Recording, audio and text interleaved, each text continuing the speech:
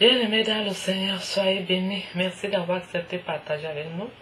Alors aujourd'hui, nous allons parler de l'offrande de la veuve. Alors que s'était-il réellement passé? S'étant assis en face du trésor, Jésus regardait comment la foule y mettait de la monnaie de bronze. Nombre des riches mettaient beaucoup. Vint aussi une pauvre veuve qui mit 2 lectes valant un cadran. Alors il appela ses disciples et leur dit: Amen, je vous le dis. Cette pauvre veuve a mis plus que tous qui ont mis quelque chose dans le trésor. Car tous ont mis de leur abondance, mais elle a mis de son manque, tout ce qu'elle possédait, tout ce qu'elle avait pour vivre. Mes bien-aimés dans le Seigneur, soyez bénis. Alors vous vous rendez donc compte que le Seigneur est vraiment attentif. Quand la pauvre veuve là partait mettre son offrande, alors je ne sais pas si vraiment elle se doutait que son offrande devait avoir de la valeur devant le Seigneur.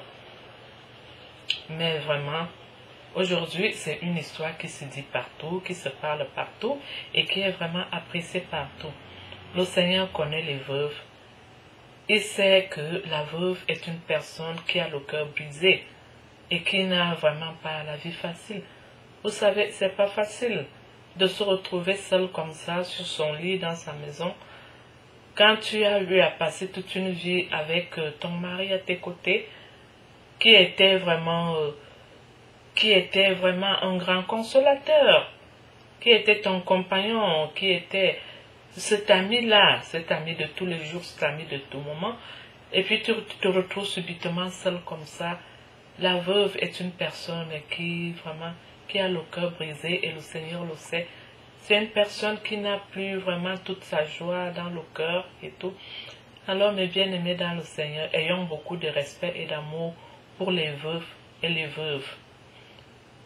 N'arrachons plus leurs biens, profitant de leur vulnérabilité. N'arrachons pas tout ce que leurs époux défunts ont laissé, profitant de leur vulnérabilité. Car le Seigneur est sensible aux cris des veufs et des veuves. La même chose qu'il est sensible aux cris des orphelins, des pauvres, des démunis, des désespérés, des personnes au cœur brisé. Le Seigneur est toujours près de tout ce qu'il invoque et de tout ce qu'il invoque en vérité. Dieu est esprit, raison pour laquelle nous devons l'adorer en esprit et en vérité. Mes bien-aimés dans le Seigneur, aimons-nous les uns les autres comme Dieu nous a aimés. L'amour englobe tout. Quand tu as l'amour dans ton cœur, quand tu as l'amour dans ta vie, franchement, tu as tout. Dieu est amour et il veut que nous aussi, nous soyons amour. Soyez bénis et merci d'avoir accepté de partager avec nous. Nous nous retrouverons au partage suivant. À tout bientôt.